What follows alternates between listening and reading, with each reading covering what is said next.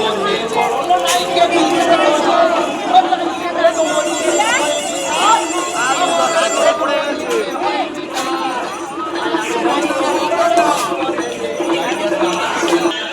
ভগবান আর থাকতে পারলেন না, এসে আমার সম্মুখে দাঁড়ালে কেমন করি ওই আবার শঙ্খ চক্র গদা পদ্ম চতুর্ভুজধারী সম্মুখে এসে ওই দাঁড়ালেন হরি।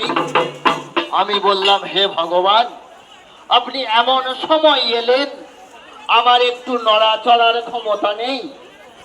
ভগবান বললে, দেখো ভক্ত, তোমার বসার জায়গা লাগবে না, তুমি যেই কঠোর তপস্যা করছো এতেই আমি সন্তুষ্ট, তাই আমি নিজ নিজ স্থান বেছে নিলাম। এই বলে কোথায় প্রণাম করব? শরীরে তো বহু জায়গা আছে, আমরা কেন পায়ে প্রণাম করবো বলুন? অনেক জায়গা তো আছে আমরা প্রণাম করতে পারি, তাহলে পায়ে প্রণাম করবো কেন? পা তো হলো শূদ্র, ওই পা ভগবান প্রথম স্থান নিয়েছিল, সেই জন্য ওই পা তো আমাদের চরণটা বহু বহু মূল্যবান জিনিস, সেই জন্য আমরা বৃদ্ধ লোকের, বয়স্ক লোকের, ব্রাহ্মণ গুরু বসে পাকে আমার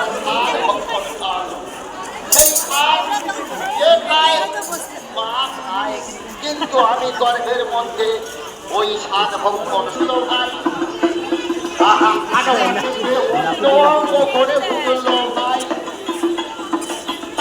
আরে 9 মাসেতে প্রভু আমার শরীর পূর্ণ দেয়। 9 মের গর্ভে কেমন করেছিলাম, গলের মতো ফুলিয়ে ওরে উর্ধ্ব পদে হ্যাস্ত মুখে আসি দেখি হায়। আহা, উর্ধ্ব পদে হ্যাস্ত মুখে আসি দেখি হায়। আরে সাধনাতে ছিলাম বাবা, কথা মিথ্যা নয়। মায়ের গর্ভে উর্ধ্ব পদে হ্যাস্ত মুখে আমি সাধনা করছি আর খাচ্ছি। কেমন করে খাচ্ছি? একদিকে পায়খানা প্রস্রাবের উত্তপ্ত গরম, একদিকে ক্ষুদ্র ক্ষুদ্র কৃমি জগৎ থেকে আলোর জগতে একেবারে দেখা